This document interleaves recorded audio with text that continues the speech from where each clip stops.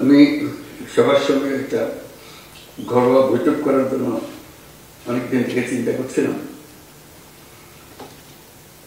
কিন্তু আমার অভিজ্ঞতার অভাবে সেটা করে উঠতে পারতেছিলাম না। শুরু হয়েছিল যখন আমরা ডিসি কনফারেন্স করলাম, আমার খুব ভালো লাগলো যে সবার সঙ্গে দেখা হলো। সঙ্গে সঙ্গে বললাম যে আমরা জেলা পুলিশ সুপারদের নিয়োগ একটা করতে পারি, এরকম খুব ভালো হবে, একটা নিয়মিতভাবে করে এরকম। তো বেশ কয়েকবার বলেছি, মনে হয়েছে এতে একটা কাজ হবে, কেউ এটা অর্গানাইজ করবে, কিন্তু আমার এটা কথায় রয়ে গেছে, এটা হয়নি। সেটি একদিন সম্প্রতি আবার কথাটা উঠাতে, তো ঠিক আছে এটা আমরা করি। একটু দেরিতে হলো, তা হলো, আমরা সবাই একত্রে বসলাম, খুব ভালো লাগলো সবার সঙ্গে দেখা করে, যেটা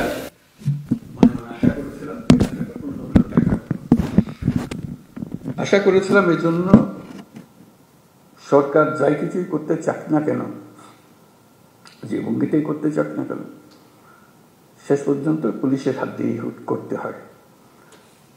তারা করে দেবে না, তারা এনভায়রনমেন্টটা সৃষ্টি করে। ওই এনভায়রনমেন্ট না থাকলে তাহলে কোনো কাজ আর হয় না। কারণ পুলিশের কথা প্রসঙ্গে বারে বারে আমরা বলছি দুটো শব্দ, আইন ও শৃঙ্খলা। এটাই হলো পুলিশ। কাজে ওই পুলিশের হাতে এটাকে এক্সিকিউট করা, এটাকে এই পরিবেশ সৃষ্টি করা, আইনের পরিবেশ সৃষ্টি করা। আইন যদি না থাকলো তাহলে সরকারও কি, গণতন্ত্র কি, অধিকার কি, মানুষ নাগরিকদের কি, কিছুই থাকে না। কাজে এটাই ছিল মূল জিনিস, যে আমরা পুলিশকে অবহেলা করে কিংবা পাশ কাটিয়ে গিয়ে দেশ করতে পারবো না। তারাই সম্মুখ সারির মানুষ। তারা ক্ষেত্র প্রস্তুত করলে তখন বাকি জিনিসগুলো হয়, তখন বীজ লাগানো হয়, চারা লাগানো যায়, সবকিছু হয়। আইন না থাকলে, শৃঙ্খলা না থাকলে, যত বড় বড় চিন্তাই হোক, যত টাকাই ঢালুন, কোনো কাজে আসবে না। কিন্তু সেই জন্যই পুলিশের গুরুত্বটা মনে মনে খুব অনুভব করছিলাম, যে একবার বসি, নিজেদের মধ্যে একটা আলাপ আলোচনা করি, কি করা যায়, কিভাবে অগ্রসর হব। আজকে তোমাদের তরফ থেকে কথাগুলো শুনে খুব খারাপ লাগলো, যে এই অবস্থার মধ্যে তোমাদেরকে কাজ করতে আমরা ঠেলে দিয়েছি, যে করো। কাজ করার তো একটা পরিবেশ লাগে, সহযোগিতা লাগে, সামর্থ্য লাগে। সেটা ছাড়া, এই ঢাল তলোয়ার ছাড়া আমরা যুদ্ধক্ষেত্রে পাঠিয়ে দিয়েছি যে লড়াই হোক। সেই জিনিসটা আমি অবশ্যই পরপরই এটা নিয়ে বৈঠক করবো, সমাধান করতে পারবো যাই না, কোনো জিনিস সমাধান করতে বড় কঠিন জিনিস হয়ে যায়, কিন্তু চেষ্টা করবো যে কি করা যায়। যদি ব্যর্থ হই, মনে করি যে আমি চেষ্টা করেছিলাম কিন্তু ব্যর্থ হয়েছে, চেষ্টার অভাবে ব্যর্থ হয়নি। এটা প্রথম চোটে মনে পড়লো যে করা। এরকম আলাপ হলে অনেক কিছু মনে পড়বে, যেগুলো আমরা চেষ্টা করব। যদি আমরা বলি যে এটাই তোমাদের কাজ, দেশকে পরিবেশটা সৃষ্টি করা যেখানে দেশ এগিয়ে যেতে পারে, তাই যদি হয়, তাহলে যাদের হাতে পরিবেশ সৃষ্টি করার দায়িত্ব, যাদের কাছে দেশকে তৈরি করার দায়িত্ব এগিয়ে যাওয়ার জন্য, তাদের নিজেদেরকে তৈরি করতে না পারলে তাহলে তারা বাকি কাজ হলো না। তো সেই জন্য আমরা অগ্রাধিকার দিতে চাই, প্রায়োরিটি দিতে চাই যে যেটা আমরা পারি। আর কথা বলার আরেকটা কারণ ছিল, যে কারণে বসতে চেয়েছিলাম, সেটা হলো যে আমি সরকারে যোগ দেবার আগেও বলেছি, এখন সরকারে যোগদান পরেও বলছি, বাংলাদেশ একটা মস্ত বড় সম্ভাবনাময় দেশ। আমি বারে বারে এটা অনুভব করি। এটা শুধু রাজনৈতিক মাঠের বক্তৃতার জন্য না, ব্যক্তি হিসেবে, দেশের নাগরিক হিসেবে অনুভব করি যে এটা বিরাট একটা সম্ভাবনা, এবং কিছু কিছু উদাহরণও যে কেন এটার সম্ভাবনাটা আমি দেখি। কিন্তু সেই সম্ভাবনাটাকে আমরা বাস্তবের দিকে আনতে পারছি না, থেকে যাচ্ছি। আজকে আমরা একটা সুযোগ পেয়েছি, মস্ত বড় সুযোগ, সেই সম্ভাবনাকে কার্যে পরিণত করা। এবং জুলাইয়ের এই অভ্যুত্থানের ফলে সেই সম্ভাবনাটা সৃষ্টি হয়েছে। এই সম্ভাবনার যে পরিবেশ সৃষ্টি হয়েছে সেটাকে যেন আমরা হারিয়ে না ফেলি। কেন হারিয়ে ফেলা খুব সোজা, মুহূর্তে হারিয়ে যাবে। এই সম্ভাবনাকে ধরে রাখা যেটুকু সময় আমাদের আছে সেটুকু সময়ের মধ্যে আমরা চেষ্টা করব, ভবিষ্যতে যারা আসবে তারা আশা করি চেষ্টা করবে, পথটা যেন আমরা সৃষ্টি করে দিই। এই পথে আমরা এগুলো সম্ভাবনাগুলো বাস্তবে পরিণত হবে। শুধু বাংলাদেশ একটা সুন্দর দেশ হবে, নিয়মতান্ত্রিক দেশ হবে, গণতান্ত্রিক দেশ হবে, সেটা তো বটেই। আমি মনে করি বাংলাদেশ পৃথিবীর যে সমস্ত অগ্রগামী দেশ আছে যারা পৃথিবীতে নেতৃত্ব দেয় তাদের মধ্যে একটা হতে পারে, এরকম একটা দেশের সম্ভাবনা আছে। এটা কোনো আত্মতুষ্টির জন্য না, এটা আমরা, আপনারাও নিশ্চয় দেখবে, তোমরা দেখবে এটা, যেটা একটু বিচার করলে মনে হয় যে হ্যাঁ এই সুযোগ আছে। আমি একটু কয়েকটা উদাহরণ দিই।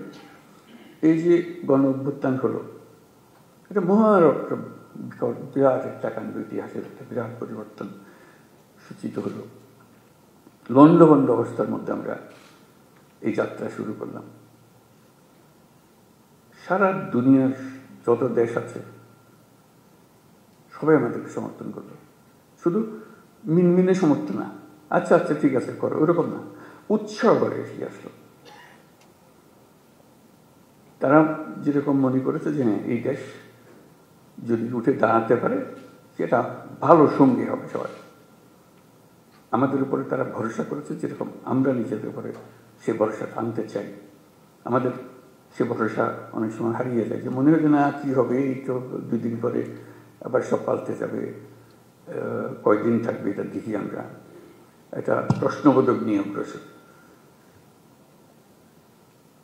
আমি যেটা বলার চেষ্টা করছি যে প্রশ্নগুলো সরিয়ে দেওয়া, আমাদের কোনো প্রশ্ন নেই, আমরা এটা করবই, আমরা করার সামর্থ্য আছে আমাদের। এই যে নতুন করে আমাদের যাত্রা শুরু হলো, এটা একটা মস্ত বড় সুযোগ। এই সুযোগটার উপরে আমি আন্ডারলাইন করছি, এই সুযোগটা যেন আমরা হারিয়ে না ফেলি। এটা শুধু মুখে বললে তো হবে না, সেটা ওই যে আজকের যে আলোচনা হচ্ছে সেটার মাধ্যমে ওটা করতে হবে, যে সুযোগগুলো সৃষ্টির জন্য তারও একটা পরিবেশ লাগে, সেই পরিবেশটা সৃষ্টি করে। তো সেখানে পুলিশ বাহিনী একটা মস্ত বড় ভূমিকা পালন করে। ওই যে বললাম আইন ও শৃঙ্খলা, আইনটা যদি আমরা সঠিকভাবে প্রয়োগ করতে পারি, শৃঙ্খলা যদি প্রতিষ্ঠিত করতে পারি, তাহলে যে কোনো যুদ্ধ জয় সম্ভব। এই যে এগিয়ে যাওয়ার যে যুদ্ধ লড়াই, যেটা এটা আনন্দের লড়াই, এটা কোনো কষ্টের লড়াই না।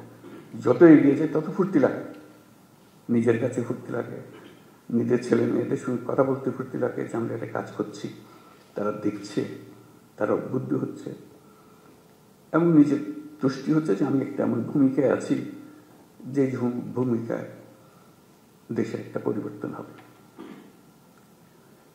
আমরা নতুন বাংলাদেশ বলে শব্দটা বলি সবসময়, নতুন বাংলাদেশ, এটা কথার কথা না। এটা নতুন বাংলাদেশ আমরা এই জন্য বলি যে পুরনো বাংলাদেশ হচ্ছে অন্ধকার এক যুগ, আমাদের ভয়ঙ্কর একটা যুগ। সেই ভয়ঙ্কর দিন থেকে আমরা সুন্দর ঝলমলে একটা দিনে আসতে চাই, সেটা হলো নতুন বাংলাদেশ। পুলিশ বাহিনীরও মুশকিল হলো ওই অন্ধকার যুগের তারা অ্যাক্টিভ পার্টিসিপেন্ট ছিল, নিজের ইচ্ছায় না, সরকারি কাজ করতে হয়, কাজ করেছে, আমরা কাজ করছি, আমাদের হুকুম পেয়েছে, করেছে, করতে করতে আমরা ওরকম চিন্তাতে পড়ে গেছি। কাজে নতুন বাংলাদেশ সৃষ্টি করার জন্য তোমাদেরকে ওই চিন্তার থেকে বেরিয়ে আসতে হবে যে না আমরা নতুন বাংলাদেশ সৃষ্টি করব। আমাদেরকে অনেক দোষ দেয়, আমরা দেখিয়ে দেবো মানুষ খারাপ না, আমরা খারাপ মানুষের পাল্লায় পড়েছিলাম, আমরা সে খারাপ মানুষ থেকে বের হয়ে এসেছি, আমরা ভালো মানুষ, আমরা দেখো কি করতে পারি। সেই দৃঢ় চিন্তাটা মাথার ভিতরে রাখতে হবে যে আমরা একটু দেখিয়ে ছাড়বো। আমাদেরকে সবাই গালিগালাজ করে, মন্দ বলে, আমাদের কাজের মাধ্যমে আমরা দেখাবো যে আমাদের হাত দিয়েই এই নতুন বাংলাদেশ সৃষ্টি হবে। আমরা একটা তাতে বড় রকমের ভূমিকা পালন করব, কারণ আমাদের কাছেই রয়েছে আইন এবং শৃঙ্খলা। এটা আমরা প্রতিষ্ঠা করব। এটা প্রতিষ্ঠিত করতে পারলেই ওই এনভায়রনমেন্টটা সৃষ্টি হয় যেখান থেকে এটা উড়ান দেবে। দেশটা উড়ান দিতে হলে তার একটা মোমেন্টাম জেনারেট করতে হয়। এই মোমেন্টাম জেনারেট করার জন্যই হলো এটা, যে আমাদের আইন এবং শৃঙ্খলাটাকে প্রতিষ্ঠিত করা। মুখের কথা না, মানুষ দেখলেই, পুলিশ দেখলে মানুষ আশ্রয় পায়। এখন পুলিশ দেখলে ভয় পায়, কি আমার এই খ্রিস্টের মধ্যে আটকে হলে, একটা ভয়ঙ্কর একটা ক্যারেক্টার। পুলিশ হলো বন্ধু, এটাই হলো। কারণ আমি আইনের পক্ষের মানুষ, আমি আইন প্রতিষ্ঠা করার মানুষ। আইন হলো আমাদের সবার আশ্রয়। তো পুলিশ হলো সে আশ্রয়দাতা, যে আমি আইনের আশ্রয় নিয়ে আসছি, আইন আপনাকে সুরক্ষা দেবে। এটা যদি আমরা এই ইমেজটা যদি প্রতিষ্ঠিত করতে পারি, অতীতের সব কথা মানুষ বলে যাব। কাজে এটা নিয়ে কান্নাকাটি করে কোনো লাভ নাই, কারণ সেইটা আমরা বদলাতে পারবো না। সেই 16 বছরের ইতিহাসে আমরা বদলাতে পারবো না। সেই 16 বছরের কালিমা আমার সারা গায়ে মাখা আছে, আমি রাতারাতি পাল্টাতে পারবো না। এটা মানুষ হিসেবে আমি আমার কর্তব্য নির্ধারণ করতে পারি, আমি আমার সম্পূর্ণ নতুন ভাবমূর্তি আমি প্রতিষ্ঠা করতে পারি। এবং যে সরকার তোমাদের নিয়ে কাজ করছে, সেই সরকারের ইচ্ছা যে তোমরা সেই ভাবমূর্তিতে চলে আসো, যাতে করে সবাই, দুনিয়া সবাই দেখে, মানুষ, দেশের মানুষও দেখে আমরা শুধু পুলিশ বাহিনী না, আমরা নতুন বাংলাদেশের পুলিশ বাহিনী। এই ক্যারেক্টারটা জন্য দেখলে মনে হয় যে না, এই লোকটা, এই পুলিশটা নতুন বাংলাদেশের পুলিশ। তোমার কাজে কর্মে তখন মানুষ অতীত ভুলে যাবে, মাফ করে দেবে, যা আমাদের সবাইকে ভুক্তভোগী হতে হয়েছে, সেটার কারণে তাদেরকে সেই ভূমিকা পালন করতে হয়েছে। এখন সুযোগ পেয়েছে, তারা নিজের চরিত্র নিজের ভাবে উন্মোচন করেছে যে আমি নতুন বাংলাদেশের পুলিশ। এই নতুন বাংলাদেশের পুলিশ বলতে যা যা তোমার মনে আসে, সেই জিনিসটাকে প্রতিষ্ঠা করা, এটাই হলো আমাদের মূল কাজ। এটা করতে পারলে আমরা আমাদের এই যে সুযোগ সৃষ্টি হলো, আমি যেটা সুযোগের উপরে জোর দিচ্ছি, অভ্যুত্থানের কারণে যে সুযোগ সৃষ্টি হয়েছে, যার কারণে আমরা নতুন বাংলাদেশের কথা জোর দিয়ে বলছি। মাঝে মাঝে লোকে মনে করে এটাও একটা রাজনৈতিক বক্তব্য, বলতে শুনতে ভালো লাগে, কিন্তু অন্তঃশাসন না। আমরা সেভাবে বলার চিন্তা করি নাই। আমরা বাস্তবিক পক্ষে মনে করেছি যে এটা একটা মস্ত বড় সুযোগ। এটা নতুন দেশ, যেমন নতুন দেশ আর আশেপাশের 2-4টা দেশের সঙ্গে পাল্লা দেবে তা না। আমরা দুনিয়ার মাঠে খেলোয়াড়, আমরা ছোট মাঠে খেলোয়াড় না। বাংলাদেশ, ওই যে বললাম, বাংলাদেশ অপূর্ব একটা দেশ। সেই দেশে যারা আমরা দুনিয়ার মাঠে খেলি, আমাদের দেখে লোকে হাততালি এসছে, বাংলাদেশ নেমেছে এবার। ওরকম চাই, ওরকম এমন করতে পারি। এটাও কোনো বাক্য উচ্চারণ করা মানুষের মধ্যে একটু ভাবনা চিন্তা সৃষ্টি হবে তা না। আমরা বাস্তবে পারি, আমাদের সেই সুযোগ আছে। সেই সুযোগগুলোর কথা বারে বারে বলার চেষ্টা করছি, এই সুযোগগুলো যেন আমরা গ্রহণ করি। তো সেই নতুন বাংলাদেশের পুলিশ বাহিনী হিসেবে আমাদের করণীয় কি করতে পারি? অতীত নিয়ে কান্নাকাটি করার দরকার নাই, নতুনের জন্য আমরা প্রস্তুত এবং করে দেখাবো। এটা মুখে বলে আমরা নতুন বাংলাদেশ করবো ইত্যাদি মুখে বলার দরকার নেই, কাজে বলবো যে হ্যাঁ এই হলো নতুন বাংলাদেশের পুলিশ বাহিনী। সবাই ভাবা দেবে যে হ্যাঁ এই একটা কাজ, এবং আশেপাশের যারা আছে তারা বললো যে ভাই আপনার একটা কাজ দেখালেন এবার। এটা আমরা চিন্তা করি নাই, পুলিশের হাত দিয়ে এর কাজ হতে পারে, পুলিশের মাথায় চিন্তা আসতে পারে। কারণ পুলিশ সম্বন্ধে ইমেজ হলো যে তারা খারাপটা আগে দেয়, খারাপটা আগে করে। আমরা ভালোটা আগে দেখবো, ভালোটা আগে করবো। আমাদের পুরো বাহিনীটা নিয়োজিত, 1-2 জন করা সেটা ঠিক আছে, খারাপ না, কিন্তু তাতে বাহিনী পাল্টায় না। বাহিনী সামগ্রিকভাবে একটা কাঠামো, এই কাঠামোর কাছে অনেক শক্তি, যদি আমরা সেই শক্তিকে ঠিক দিকে প্রসারিত করি। সেটি বলার জন্য, যে কমিউনিকেট করার জন্য, যে আমরা এই সুযোগটা গ্রহণ করি, আমরা কি কি করলে হবে সেই আলোচনাটা আমরা শুরু করি। যে এই জিনিস হলে এটা একটা টিম ওয়ার্ক, তো এটা তো আর একক কোনো উপদেষ্টা মহোদয় হুকুম দিয়া দিল আর তোমরা করে ফেললে, এরকম না। এটা সবাই মিলে একটা টিমের মতো খেলতে হবে। এবং বাংলাদেশের যত টিম আছে সবচেয়ে গুরুত্বপূর্ণ টিম হলো তোমরা, পুলিশ টিম। আমরা বহু টিম আছে, ব্যবসা বাণিজ্য অন্যান্য বহু রকমের জিনিস, কিন্তু গোড়াটা ঠিক করে দিতে হয় পুলিশকে। ওই যে বললাম যে পরিবেশ তার হাতে, পরিবেশ মানে কাজ করার পরিবেশ। এই পরিবেশটা তোমাদেরকে সৃষ্টি করতে হবে এবং তোমরা পারবে, না পারার কিছু নেই। এবং যদি অতীতের কোনো কাজে তোমার কাছে অনুশোচনা এসে থাকে, দুঃখ এসে থাকে, এই হলো সুযোগ। এই দুঃখটাকে মোচন করার জন্য এমন কাজ করব, মানুষ ওটা শুধু ভুলে না, এই যেটা নতুন কাজ সেটা দিকে আমাকে স্মরণ করবো, অতীতের প্রশ্ন উঠবে না আর আমার কাছে। তারা পরিষ্কার দেখবে যে আমরা কি করি না করি, এই জিনিসটা করা। তো সেটা বলবো যে আমরা তো করতে চাই, কিভাবে করব, আমাদের তো সুযোগ দিচ্ছে না। এই সুযোগটা কিভাবে আমরা করতে পারি? আমরা সবাই মিলে একটা টিম, তোমরা একটা টিম আলাদা এরকম না, আমরা সবাই মিলে একটা টিম। তোমাদেরটাও সেই সুযোগ করে দিতে হবে, যাতে করে আমরা যতটুকু আমাদের সাথে আছে সেগুলো, সেই আয়োজনগুলো করে দেওয়া যাতে আমরা করতে পারি। বাংলাদেশের সুযোগের মধ্যে একটা যেটা যে বললাম যে মস্ত বড় সৌভাগ্যবান যাতে তার মানুষ, মানে আমরা সবসময় চিন্তা করে এসেছি যে বাংলাদেশে এত মানুষ, এর কপালের দুঃখ ছাড়া আর কিছু নেই, খালি বাড়ছে তো বাড়ছেই, এতগুলো মানুষ। বাস্তব পরিস্থিতি তো উল্টা। আমরা এত সৌভাগ্যবান জাতি যে আমাদের শক্তির অন্ত নাই, মানুষের শক্তি। মানুষের শক্তির সঙ্গে কেউ পাল্লা দিতে পারে। মানুষের ভিতরে ভীষণ রকম একটা সৃজনশীলতা আছে, যে সমস্যা দিকে সেই সমস্যাকে উল্টে ফেলে। এটা সমাধান এমন জিনিস হয় যে মানুষ চিন্তাও করে না, এটা সমস্যা ছিল, এটা এসে অদ্ভুত রকম করে পাল্টে ফেলছে। আমাদের সেই সামর্থ্য আছে, কারণ আমাদের যে জনসংখ্যা তার বেশিরভাগ হলো একেবারে কাঁচা তরুণ। এরকম দেশ দুনিয়াতে নাই, এত মানুষ, এত তরুণ মানুষের দেশ।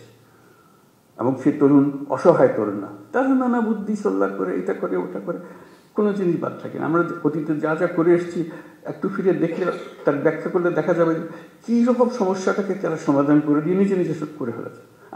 আমরা সবাই মিলে তাদেরকে বাধা দিয়েছি, সরকার বাধা দিয়েছে, পুলিশ বাধা দিয়েছে, ব্যবসা বাধা দিয়েছে, কিন্তু তারা এর মধ্য থেকে কাজটা করে ফেলেছে। আমরা পথে পথে তাদের বাধা সৃষ্টি করেছি। সরকারের একটা ভূমিকা হলো বাধা সৃষ্টি করা, আমরা সে বাধাকে তাকে দিয়েছি, সে বাধাকে অতিক্রম করে তাকে করতে হয়েছে। এখন আমাদের যেটা শপথ নিতে হবে, সিদ্ধান্ত নিতে হবে যে মানুষকে আমরা বাধা দেব না, তার পথকে আমরা সহজ করব, তার পাশে থাকবো। তাহলে দেখবে যে এই দেশের এখন সমস্যা হবে না। শুধু তার পাশে থাকা, শুধু আইনের ভেতরে তাকে রাখতে হবে। তাকে বলতে ভাই আইনটা পাল্টেন না, আইনটা হাতে নিয়েন না, আইনের ভিতরে থাকেন, আমি যা দরকার আমি করে দেবো আপনার জন্য, আইনের ভেতরে থাকেন। আর আমি নিজে যদি আইন ভঙ্গ করি তাহলে সে তো বলবে যে আসে আমি কি, আপনি কি আমার ওয়াজ করতেছেন, সেই ওয়াজটা আপনি নিজে মানতেছেন না, সে হাসবে। এখন এটা কোনো অর্থ থাকবে না। কাজে নিজে আগে মানি যে আমি আইনের ভেতরে থাকবো, এবং তখন সে মানবে যে হ্যাঁ আইন এটা আমাদের করতে হবে, যে করা সম্ভাবনার কথাটা বললাম। এই সম্ভাবনাটা কিভাবে আমরা কাজে লাগাবো? এই সরকার, অন্তর্বর্তীকালীন সরকার, এটা হাতে খুব বেশি সময় নাই। আমরা অলরেডি 7 মাস পার করে এসেছি। আমরা বলছি ডিসেম্বরে নির্বাচন হবে। কাজে এর মধ্যে যা আমরা করতে চাই, যা আমাদের সামর্থ্য আছে এগুলো করে ফেলা।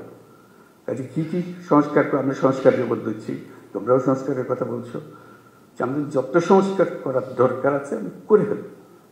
কারোর জন্য অপেক্ষা করে আমাদের কোনো ফায়দা হবে না, কাজটা করতে হবে এবং সেটা আমাদের প্রতিষ্ঠিত করতে হবে যে আমরা সেই অংশটা করব। এটা আশ্বাস দিলাম তোমাদেরকে। তোমরা আমাদেরকে বলো যে আমরা আমাদের পার্টটা আমরা করবো। আমরা এই নতুন বাংলাদেশের নতুন সৈনিক পুলিশ বাহিনী হব। এটা হলেই আমরা ওই ক্ষেত্রটা প্রস্তুত করলাম। এই ক্ষেত্র প্রস্তুত করলেই আমরা থাকি আর না থাকি, এটা রেশ থেকে যাবে, এটা চলবে। অন্যরা মনে করবে যে না এটা সুন্দর চলছে, এটা চলতে থাকুক, সেই জিনিসটা করে। যেহেতু নির্বাচন আসছে, নানা রকমের সমস্যা হবে, নানা রকম চাপ আসবে, তবে ডেসপারেট হয়ে যাবে, আমার ক্যান্ডিডেটকে জেতাতে হবে, ওর ক্যান্ডিডেটকে জেতাতে হবে। তুমি এখন আইন মানতে চাইলে তোমার উপরে খেপাখেপি করবে যে না কিছু তো আইন, তুমি আমাকে আইন দেখাও, এসব হবে। আমাদের সেখানে শক্ত থাকতে হবে, আইনের ভেতরে থাকতে হবে, যাতে করে যে সরকার নির্বাচিত হয়ে আসবে সে সরকারের আইনের সরকার যেন হয়, আইনের মারফতে যে এসছে, যে আইন ভেঙে ভেঙে এসছে সে সরকার কোনোদিন আইন রাখতে পারবে না, কারণ সে ভাঙারই অভ্যাসটা। কাজে এই যে সুযোগের কথাটা বললাম, এই জন্য বললাম এই সুযোগটা হলো এমন যে আমরা যাতে ভবিষ্যতের সরকারটা যেন আইন মানা সরকার হয়, এটার জন্য আমরা নিশ্চিত করতে পারি।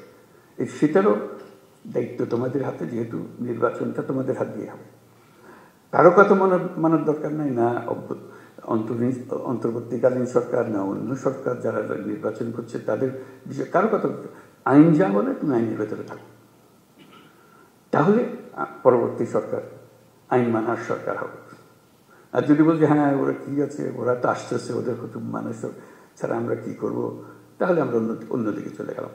যেই হোক সে ছাত্রদের দল হোক, সে পুরানা দল হোক, নতুন দল হোক, কিছু হয় না, বলে আমরা আইনের ভেতরে আছি। আইন আমাদের যা নির্দেশ দেবে সে নির্দেশ, আপনারা আইন পাল্টান, আমরা সে নতুন আইন সেভাবে করবো। ওই জিনিসটা যেন শক্ত থাকে, যে আইনের ভেতরে থাকবো, যাতে ভবিষ্যৎ আমাদের আবার এই পুরনো জগতে ফিরে যেতে না। আমাদের শুধু ভয় হলো আবার অন্ধকারে যেন হারিয়ে না যায়। এক মহা অন্ধকার থেকে আমরা পার হয়ে এসেছি, আমাদের কপাল ভালো, ছাত্ররা আমাদেরকে সেটা থেকে মুক্তি দিয়েছে। আমরা যেন আবার এই গর্তের মধ্যে ঢুকে না পারি, তাহলে আমাদের আর রক্ষা নেই, আমাদেরকে কেউ আর উদ্ধার করতে পারত না। তো আজকে খুব ভালো লাগলো আলাপ করে, আরেকটা বেশি আলাপ করে নিয়ে বলতে, তোমাদের তো বিভিন্ন জেলার থেকে এসছো, বিভিন্ন রকম কাজ। অন্য সময় আমি বলেছি, আবার তোমাদের সঙ্গেও বলি সেটা কথা, এক একজন এক একভাবে কাজ করবে, নিজের সৃজনশীলভাবে কাজ করবে। আমার সমস্যা আমি জানি, আমার এলাকার সমস্যাটা কি। উপর থেকে হুকুমের অপেক্ষার দরকার নেই, উপরওয়ালারা হুকুম দেবে নানা জিনিস। আমি আমার জগতের সমস্যাটা দিকে, আমার জেলার কী কী সমস্যা, এটা আমি একটা তালিকা নিয়ে নেবো। এইগুলোতে আমি একটা প্রায়োরিটি দেবো, এই জিনিসগুলো আমি করবো। নিজের একটা ব্যক্তিগত একটা ডিসিশন, এটা আমি করবো। এই জিনিসটা আমি সহজ করে দেবো, এই জিনিসটা আমি করবো। যে সমস্ত জিনিস আমার দরকার, যেমন আমাদের আইন শৃঙ্খলার যা যা বিষয়গুলো আছে, বিশেষ করে নারীদের বেশি এখন জোর আলাপ চলছে, যেটা আমাদের রক্ষা করতে হবে, নারীদের সুরক্ষা দেওয়া। এটা একটা মস্ত বড় কাজ। এটা আমাদের অবহেলার কারণেই এটা ক্রমে সমাজের মধ্যে দ্রুত বিস্তার লাভ করেছে। আমাদের দেশের অর্ধেক মানুষ অসহায় হয়ে পড়েছে, তাদের মধ্যে দৃষ্টি দেওয়ার কেউ নাই। তার রাস্তাঘাটে চলতে গেলে ভয় লাগে, কথা বলে আপনার মেয়ে রাস্তা দিয়ে যায়, সে ভয়ে বয়ে যায়। এটা কোন ধরনের কথা? এই দেশের একজন নাগরিক রাস্তা দিয়ে যাবে, তার মনের মতো একটা ভীতি টানি, মানে তাকে তার দিকে তাকালে কি বুঝবে, কোন দিকে তাকালে না নিচের দিকে তাকালে না উপর দিকে তাকাবো, বুঝতে পারছে না। কোন কাপড় পরবো বুঝতে পারছে না। কোনটা আমি নিরাপদ হবো, আমার নিরাপত্তা কোথায়? বাপ হিসাবে, ভাই হিসেবে আমাদের তো একটা পারিবারিক দায়িত্ব আছে, তারপরে পুলিশ হিসাবে আমাদের সবচেয়ে বড় দায়িত্ব। আইনে তাকে সমস্ত অধিকার দিয়েছে, সেই আইন তার জন্য দেওয়া, তার হাতে তুলে দেওয়া, যে হ্যাঁ এই আইন আপনাকে অধিকার দেবে, আমি সেই আইন প্রয়োগ করার মালিক, আমি আপনার অধিকার নিশ্চিত করার দায়িত্ব আমার, আমি এই অধিকার নিশ্চিত করবো, আমার এলাকায় আমি নিশ্চিত করবো। সারা বাংলাদেশে কি হচ্ছে এটা তো আমি জানতে থাকবো, কিন্তু আমার হলো যে আমার যে এলাকাতে, আমি তো একটা এলাকার মালিক, আইনের মালিক, আমি হলাম সরকার, আইনের সরকার। কাজে আমার নিশ্চিত করছে সে অধিকার যেন প্রতিষ্ঠিত করতে পারে, কোথাও যেন এটা নিয়ে প্রশ্নটা তুলতে না পারে কেউ। এই নাগরিকদের অধিকার হিসেবে আমার সেই জিনিসগুলো দেওয়া, যাতে করে অধিকার থেকে সে কোনো রকম বঞ্চিত না হয়। তারপরে আরও নানা রকমের অধিকার আছে, সেগুলো যেন আমরা বঞ্চিত না হয় কেউ, সে প্রতিষ্ঠিত করা। বিশেষ করে নারীদের বিষয়টা এসছে বলে আমি উল্লেখ করলাম, এটা খুব গুরুত্বপূর্ণ বিষয়। কারণ তা না হলে আমরা ওই যে বললাম যে বহু সম্ভাবনার একটা দেশ, সেই সম্ভাবনা এখানে শেষ হয়ে যাবে যদি আমরা ওইটুকু না পাই। সংখ্যালঘুদের নিরাপত্তা একই ব্যাপার। নাগরিক হিসেবে তার আমাদের কনস্টিটিউশন অনুসারে যত অধিকার দেওয়া আছে সবগুলো নিশ্চিত করা আমাদের দায়িত্ব, এবং সেই দায়িত্ব পুলিশের মারফতে আমাদেরকে এক্সিকিউট করতে হয়। কাজে পুলিশ হিসেবে যে সংখ্যালঘুর নিরাপত্তা এবং যে কোনো ব্যক্তির নিরাপত্তা, সে অসহায় গরিব মানুষের নিরাপত্তা, শক্তিশালীর হাত থেকে তাকে বাঁচানো, সেটা নিশ্চিত করা ইত্যাদি, এগুলো যেন আমরা করতে পারি। এই প্রসঙ্গে আরেকটা বিষয় একটু পরিষ্কার করি। আমরা তো বললাম যে আমরা কাজ করব এবং নতুন বাংলাদেশ গড়ব এবং খুব দ্রুত আমরা এগোতে পারবো। সব ঠিক আছে, এগুলো কোনোটাই পেছনে কোনো প্রশ্নবোধক নেই, এগুলো নিশ্চিত একটা বিষয়। কিন্তু এর মাঝখানে আমরা একটা পরিষ্কার মাথার ভেতরে যেন রাখি, আমরা একটা যুদ্ধাবস্থার মধ্যে আছি। আমরা এই 8ই অগাস্টের পরে ভুলে গেছি যে আর যুদ্ধ নাই, যুদ্ধ শেষ, কথা ঠিক না। আমরা একটা কন্টিনিউয়াস যুদ্ধাবস্থার মধ্যে আছি। এইটা যেন মনে থাকে যে আমরা যুদ্ধাবস্থার মধ্যে আছি। এই যুদ্ধ অবস্থার থেকে আমাকে জয় হয়ে ফিরে আসতে হবে, বের হয়ে আসতে হবে। এই যুদ্ধটা কিভাবে হয়? পরিষ্কার, লোকে সুযোগ গ্রহণ করে, যারা পরাজিত শক্তি তারা সুযোগ গ্রহণ করে একটা উস্কিয়ে দেবে, একটা কিছু গোলমাল পাকিয়ে দেবে, এবং প্রথম নজর আসবে পুলিশের নজর। তার দৃষ্টিতেই তো সাংঘাতিক, তো আমাদের বিরাট শৃঙ্খলা ভঙ্গের কাজ করবে, আমাদের শান্তি নষ্ট করবে, আমাদের গোলযোগ পাকিয়ে বলবে। তার চেষ্টা হলে একটু গোলযোগ পাকিয়ে দেওয়া। সে তো সম্মুখ যুদ্ধে আসতে পারছে না, সে কথা একটা প্রচার করবে, প্রচার করে দিয়ে একটা মহাকাণ্ড তুলে দেবে যে এই ওকে মেরে ফেলেছে, ও কী হয়েছে, ও এইরকম করেছে, একটা কথা, একটা ছবি ছাপিয়ে দেবে, একটা পোস্টার লাগিয়ে দেবে ইত্যাদি। এটা কন্টিনিউয়াসলি চলতে থাকবে, কারণ সেই যুদ্ধ ক্রমাগত তীব্রতর হবে।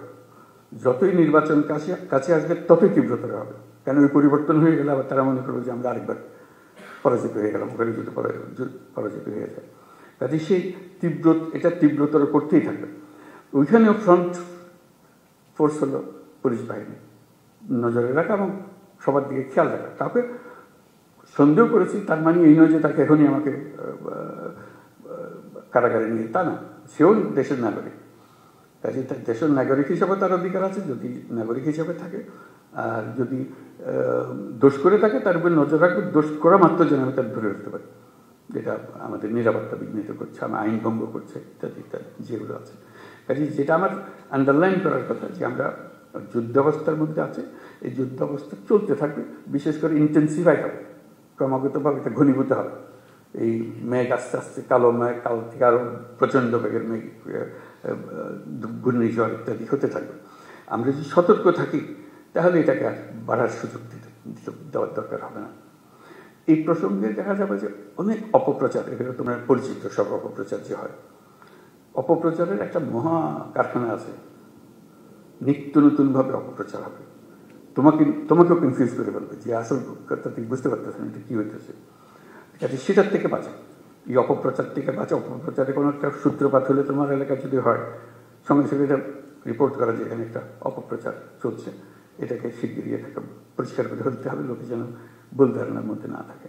নড়াচড়া ইত্যাদি, কারাই অপপ্রচার করছে, কারাই ফ্যাক্টরি বানিয়েছে, কোথায় বানিয়েছে, কারণ তাদের এন্ট্রান্স সর্বত্র, যেহেতু তাদের হাতে বিশাল অঙ্কের টাকা আছে, কি পরিমাণ টাকা আছে সেটা পত্রিকায় তোমরা দেখতেছো। ওইটার থেকে ওই যুদ্ধটা আমাদের জয় করতে, আমরা এই যুদ্ধকে উঠতে দেবো না এটা। আর আমাদের জগৎকে আমরা যে নতুন বাংলাদেশ গড়তে চাই, সেই নতুন বাংলাদেশ দিকে আমরা অগ্রসর হব। এটা ডিসিদের মিটিংও বলেছিলাম, এখানেও সেটা বলি আমি, এটাও আমার কাছে খুব গুরুত্বপূর্ণ বিষয়। সেজন্য এটা হলো যে আমরা 64 জেলার 64 জন দায়িত্বে আছে। 64 জন তো একরকম না, একটা হলো যে ব্যক্তিগতভাবে একরকম না, একটা হলো যে কেউ অ্যাক্টিভ, কেউ একটু ইনঅ্যাক্টিভ, দুদিন পরে করতেছে, আজকে যেটা করার কথা কালকে বলবো, পরশু করবো, এরকম। তো সেটা যে আমরা যাচাই করবো কিভাবে, সেই জন্য স্বরাষ্ট্র মন্ত্রণালয়কে বলবো একটু খেয়াল রাখা, এটা একটা প্রক্রিয়া সৃষ্টি করা, যাতে করে উৎসাহ হয়। আমার কাজের মধ্যে একটা উৎসাহ আছে, আমি যেন ঝিমিয়ে পড়লে এটা আমাকে জাগিয়ে দেয়। আমি পারি, কিন্তু একটু ঝিমিয়ে গেলে একটু চাঙ্গা করে কি করা, আমি প্রস্তাব দিচ্ছি যে র্যাঙ্কিং করা। প্রতি মাসে এই 64 জেলাকে 1 থেকে 64-তে নিয়ে আসা, সবাই কে কোন স্থানে আছে। ক্লাসে এরকম হয় না যে ফার্স্ট বয় সেকেন্ড বয় হয়, ফুর্তি লাগে। আমার একেবারে লেজের গোড়ায় দিয়েছি, আমার খুব খারাপ লাগে, আমি পারি, তখন আমার একটু গোসা লাগে যে কি বলে ওই কারণে আমার উপরে যায়, আমি হচ্ছে অনেক ভালো করি। কত বলবো যে আমার জেলাটা আসলে খারাপ, আমাকে এই জন্য হয়েছে, পরে বলছে না ওরটাও তো খারাপ, ওটা তো ভালো না, ও তো আমার উপরে চলে গেছে। এই জিনিসটা করে, এটা খেলার মনোবৃত্তি থেকে, কোনো কাউকে শাস্তি দেওয়ার জন্য না, যে এটা খেলোয়াড়, যে সবাইকে জানানো হবে এই কী ক্রাইটেরিয়াতে হবে সেই ক্রাইটেরিয়াটা তার ঠিক করে দেবেন। তোমরা জানো যে এই ক্রাইটেরিয়াতে বিচার হয় এবং প্রতি মাসে এটা তৈরি হয় 1 থেকে 64। তো আমাদের যেটা হবে, তাদের স্বরাষ্ট্র মন্ত্রণালয়কে বলতে যেটা হবে, একই ব্যক্তি বারে বারে 64তে থেকে যায়, এটা নিয়ে এখন আমাদের সন্দেহ। যে আগে যে 64 ছিল 64, তারপর 63তে চলে গেছে, তারপরে 50-এ চলে গেছে, তারপরে 32-এ চলে গেছে, সে নড়াচড়া করে। এইগুলো 64 আর নড়ে না দেখি, খালি ওখানেই থাকে। তাহলে তার মধ্যে একটা বেসিক প্রবলেম আছে, হয় এটা তার পারিপার্শ্বিক একটা প্রবলেম অথবা তার ব্যক্তিগত একটা প্রবলেম। সেটার দিকে নজর দেওয়া, তার একটু সাহায্য করা, যে একটু নড়াচড়া, একটু 2-1 ধাপ উপরে ওঠো, চেষ্টা করো, উৎসাহিত করা। কেন এটা উৎসাহিত করা, ইনসেন্টিভ দেওয়ার জন্য, যে আমরা দেখালাম যে কী হলো। ওই শুধু নজর রাখা যে জায়গাতে আছে নিচের দিকে, সেই নিচের দিকে থেকে যাচ্ছে, উপর দিকে উঠতে ওঠার চেষ্টা করতেছে না বা পারতেছে না, তাহলে তাকে ট্রেনিং দিতে হবে, তাকে আরেকজন সাহায্য করে দিতে হবে, যাতে করে সে একটু উপরে উঠতে পারে। আর যে 10-এর মধ্যে ঢুকে গেছে আর 10 থেকে নামতেছে না, বাবা সে শক্ত করে ধরছে, সে ভালো, তার দিকে একটু নজর রাখা, যে হ্যাঁ ভালো কাজ, ভবিষ্যতে অনেক কাজ দায়িত্ব দেওয়া যাবে থাকে, যে 10-এর মধ্যে থাকে, প্রত্যেকবারে দিকে 10। এরকম একটা প্রক্রিয়া হলে ফুর্তি লাগে কাজ করার মধ্যে। তা আমরা প্রযুক্তিকে আনতে চাচ্ছি আমাদের কাজের মধ্যে। আমরা পুলিশ রিপোর্ট করা, কী বলে এটা, মামলা রুজু করা, এগুলো অনলাইন, এগুলো আছে না, অনলাইন চালু করে কাজ হচ্ছে আমি ভালো। এই অনলাইন আমরা সব যত কিছু আছে এখন অনলাইন করার চেষ্টা করি, এটা দিয়ে শুরু হলো অনলাইন, এটা মামলা রুজু করা। আমরা দেখবো তো কোন জেলাতে কয়টা হয়, এটার একটা ছবিটা দিয়ে দেওয়া, টেবিলটা দিয়ে দেওয়া। এই জেলাতে এই মাসে, এই মার্চ মাসে 32টা হয়েছে, এই মাসে, আগের মাসে 30টা ছিল, আগের মাসে 20টা ছিল, এখন 32টা হয়েছে। আরেকজনের প্রথম মাসে 20টা ছিল, তার মধ্যে 40 হয়েছে, তারপর 80টা হয়েছে। দ্রুত চলে যাচ্ছে, একই কাজ। একজনে সবাইকে উৎসাহিত করছে, যেখানে কাজ আটকে যাচ্ছে সেখানে তাকে সাহায্য করছে, যে আমি ফোন করতেছে, ভাই কি আমাদের এখানে আটকাই দিলেন, কি এটা চলতেছে না, আমার পারতেছে না, তো আমরা আমাদের বারবার কমপ্লেন আসছে, আসেন একটু ঠিক করে দেন, নাহলে আমি পিছিয়ে যাবো। অর্থাৎ এই সংখ্যাটা বাড়তে হবে। আসতেছে মামলা আসতেছে, কিন্তু লিখিতভাবে আসতেছে। আমরা বলি না, লিখিত মামলা আস্তে আস্তে আমরা বন্ধ করে দেবো। এটা অনলাইনে আসতে হবে, অনলাইনকে তাকে অভ্যস্ত করা, যে হ্যাঁ আসলে ভাই আপনাকে দেখাই দেবো, আর চলেন আপনি অনলাইনে করেন এটা। সে তো জানে না অনলাইন প্রথম দিকে, কাজে আসলেও আরেকজন বলবো, আসছে একজন সময় হয়ে গেছে, আপনি তো অনলাইন শিখে ফেলেছেন, ওইখানে শহরে অমুক জায়গাতে আছে, ওরা করে এগুলো, আপনি ওখানে যান, ওরা করে দেবে, আমার কাছে আসার দরকার নেই। উৎসাহ সহকারে তারা দেবেন, যাতে আর নম্বরটা বাড়ে, আপনার অনলাইনের সংখ্যাটা বাড়ে। যত অনলাইনের সংখ্যা বাড়বে তত বুঝলাম যে কেউ না কেউ ইনিশিয়েটিভ নিচ্ছে, ইনিশিয়েটিভ নিলে কাজটা হতে পারে, সে কাজগুলো করে দেওয়ার জন্য। এরকম প্রত্যেকটা জিনিস মানে অনলাইনের মধ্যে আমরা আনতে থাকবো। ন্যাশনালি অনেক জিনিস আমরা অনলাইন নিয়ে আসবো, যেমন কর দেওয়া, ট্যাক্স দেওয়া, পুরো ট্যাক্স সিস্টেমটা অনলাইন হয়ে যাবে, অনলাইনে দেবে। অর্থাৎ তাকে সরকারি অফিসের পেছনে দৌড়াদৌড়ি করতে না। এগুলো আছে, দোকান আছে, তার এখানে আমি ট্যাক্স দিতে পারি, ব্যাট দিতে পারি, যা যা করতে হয়, লাইসেন্স নিতে পারি, সব কিছু দেওয়া আছে। আমার তথ্য দিলে সে আমার লাইসেন্সটা দিয়ে দেয়, ফুরে গেছে, তার সঙ্গে আর কোনো সে দোকান সাজাই বসে আছে, আমি শুধু গিয়ে তাই করতেছি। এরকম প্রতিটি ক্ষেত্রে আমরা ওই সিস্টেমে আমরা চলে যাচ্ছি আস্তে আস্তে। যেমন এখন ইয়ের ব্যাপারে, পাসপোর্টের ব্যাপারে বলেছি, নিশ্চয়ই তোমাদের নজরে এসছে। আমরা বলছি পুলিশ ভেরিফিকেশন লাগবে। প্রথম সব চমকে গেছে, আর বলে কি পুলিশ ভেরিফিকেশন, এত অভ্যস্ত হয়ে গেছে আমরা পুলিশ ভেরিফিকেশনে, যেটা তুলে দেওয়া মাত্র চমকে উঠেছে, কারণ অথচ এটা কোনো দরকার নেই। আমি এই দেশের মানুষ, আমার এনআইডি ছাড়া প্রতিষ্ঠিত করেছে, আমি এই দেশের নাগরিক। নাগরিক হিসেবে পাসপোর্ট পাওয়া আমার অধিকার। আমার যদি কোনো কেস থাকে, মামলা থাকে, সরকার আমাকে সেটার জন্য বাধ্য করে, বলে যে না এই লোকের মামলা আছে, তাকে কোনো সময় পাসপোর্ট দেওয়া যাবে না, সেটা সে করতে পারে। তার ইয়েতে গেলেই আমরা পাবো, তার আইডিতে গেলেই আমরা পাবো ডেটাবেসে, যে তার নামে মামলা আছে, পরিষ্কার হয়ে। কারণ ভেরিফিকেশনের দরকার নেই। এই একটা হামলা মামলা মাসের পর মাস, বছরের পর বছর চলে যাচ্ছে, সে বেচারা পাসপোর্ট পাচ্ছে। তো আমরা বলছি একটু ভেরিফিকেশন রাখবেন। তখন প্রশ্ন উঠলো, এটা একটু বিপদে ফেললেন আমাদের। রোহিঙ্গারা যদি এর মধ্যে ঢুকে যায়, কারণ ভেরিফিকেশন লাগাতে, ভেরিফিকেশনে বুঝতে পারতাম যে এটা রোহিঙ্গা, কাজে তারা আমরা পাসপোর্ট দিতাম না। তো আমরা ঠিক করলাম যে না, সেটা UNHCR যারা রোহিঙ্গাদের দেখাশোনা করে, শুধু যারা, তাদের ডেটাবেস আছে, তাদের ডেটাবেস থেকে সব জানবে যে ওটা দেওয়া মাত্র ওই নম্বর ওর এনআইডি দেওয়ার মাত্রই বলবে যে ও তো এনআইডি নেই, এনআইডি ওটা বেজাল এনআইডি আছে, সে বেজাল এনআইডি অন্য জায়গায় চলে গেল। তো তখন তার ইয়েগুলো আছে, বায়োমেট্রিক্স আছে, বায়োমেট্রিক্সটা দিলেই সঙ্গে সঙ্গে বলবো যে এটা রোহিঙ্গা ক্যাম্পের বাসিন্দা। তার যেহেতু ওই দুটা ডেটাবেস কানেক্টেড হয়ে যাবে, এটাই এখন আমরা প্রক্রিয়া করছি, যে দুটো একত্র হয়ে যাবে।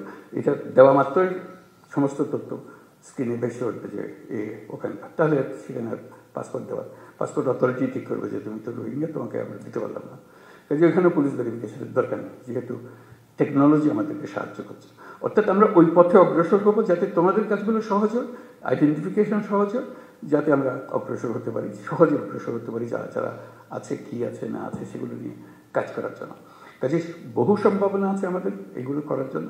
আমরা শুধু এই কাজগুলো করি, আনন্দে সহকারে করি, এগুলো কোনো কষ্ট সৃষ্টি করার জন্য করতেছে না, সবার আনন্দ। আমি আমার কাছে নিয়োজিত থাকি এই কাজে, কে কার পাসপোর্ট নেই, তার জন্য কোন গ্রামে যেতে হবে, তাতে আত্মীয় স্বজন বের করতে হবে, পুলিশ ভেরিফিকেশন, সেও একটা কঠিন কাজ। তোমাকেও যে ঝামেলার থেকে মুক্তি দিলাম, সে লোকটা ঝামেলার থেকে মুক্ত হয়ে গেল। টেকনোলজি ইউজ হলো, টেকনোলজি ইউজ করে আমরা অনেকগুলো কাজ এখন থেকে করতে আরম্ভ করব, এবং যেখানেই টেকনোলজির মোকাবিলা হবে দেখবে উৎসাহিত করবে যে ভাই ওভাবে এটাই ভালো, অনেক শান্তিতে থাকবেন, আর কোনো অসুবিধা হবে না, নিজের কাজগুলো করতে পারবে। অর্থাৎ ভূমিকা পালন করার জন্য আমাদের অনেক জিনিস আছে। পুলিশ বাহিনী হলো আমাদের কোর বাহিনী, যাতে মানুষের সঙ্গে, সরকারের সঙ্গে যে আমাদের সংযুক্ত রাখে, মানুষের মনে উৎসাহ সৃষ্টি করে, আনন্দের সৃষ্টি করে, যে আমরা জাতি হিসেবে এগিয়ে যেতে চাই, আমরা হেরে যাওয়ার জাতি না, আমরা জয় হওয়ার জাতি, আমরা পারবো, আমাদের সেই সম্ভাবনার দুয়ার খুলে গেছে, সেই সম্ভাবনাগুলোকে আমরা কাজে লাগাতে চাই, সেই কথাগুলো বলো। আজকে এই কথাগুলো বললাম, আরও ভবিষ্যৎ আরও হবে, এখন অনেক জিনিস জানতে পারলাম, এগুলো নিয়ে আমরা বসে যতটুকু করতে পারি, যাতে করে আমরা আমাদের কাজগুলো যে কয় মাস আমরা দায়িত্বে আছি, সেই কয় মাসে অন্তত আমরা অনেক দূর নিয়ে যেতে পারি। ভবিষ্যতে কী হবে সেটা ভবিষ্যতের হাতে, কিন্তু আমাদের প্রতিটা দিন যেন আমরা মনে করি যে আমরা একত্রে সবাই মিলে বসে দেশের জন্য একটা কাজ করেছে, যেটা দেশকে এগিয়ে নিয়ে যেতে সাহায্য করছে। বিশেষ করে আমাদের ছেলেমেয়েরা, তারা আমাদের দিকে তাকিয়ে আছে যে আমরা কী করছি, তাদের কপালে কি সিল মেরে দিচ্ছি যে দেওয়ালে কিছু দুঃখ ছাড়া কিছু নেই, নাকি তাদের দরজা খুলে দিচ্ছে যে তারা যেখানে ইচ্ছা পারে তারা যেতে পারে, তাদের সামর্থ্য দেখাতে পারে, তাদের অবস্থান দুনিয়ার সামনে তুলে ধরতে পারে, এবং সেটা পারার মতো জিনিস। আমাদের সামনের প্রজন্মদের বিষয়টা হলো প্রযুক্তির জন্ম। এই প্রযুক্তি দিয়ে তারা কোথায় যে চলে যাবে আমরা চিন্তা করতে পারছি। আজকে যে ছোট্ট বাচ্চাটা আপনার ঘরে বড় হচ্ছে, দেখবেন যে সে কী যে কাণ্ড করে ফেলেছে তার 18 বছর বয়সে, 19 বছর বয়সে, আপনিও বুঝতে পারেন নাই, আপনার ফ্যামিলির কেউ বুঝতে পারেনি, সেও বুঝতে পারেনি, কিন্তু সে রাস্তা পেয়ে গেছে, যেহেতু প্রযুক্তি তার হাতে এসেছে। প্রযুক্তি একটা হলো যে আলাদিনের চেরাগের মতো, এটা যার হাতে গেছে সে এটা নিয়ে যে কোনো ইচ্ছা যে কোনো জিনিস করতে পারে। আমরা স্টারলিংকের কথা বলছি, যে স্টারলিংক আশা করি কিছুদিনের মধ্যেই শুরু হয়ে যাবে।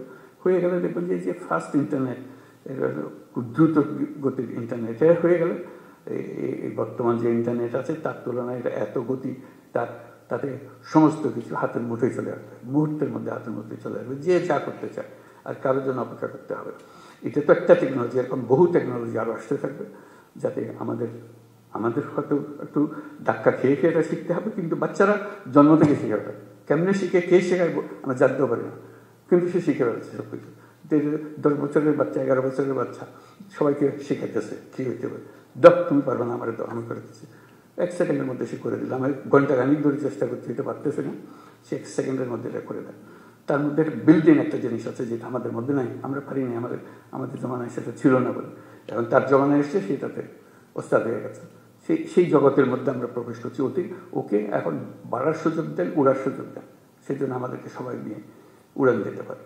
তো সবাইকে ধন্যবাদ, আজকে কথাবার্তা হলো, আশা করি ইনশাল্লাহ ভবিষ্যতে আবার এরকম সুযোগ হবে এগুলো বলার জন্য, আলাপ করার জন্য। আপনাদের বাকি অনুষ্ঠান চলতে থাকুক, আজকে আপনাদের কাছ থেকে বিদায় নেব। আসসালামু আলাইকুম।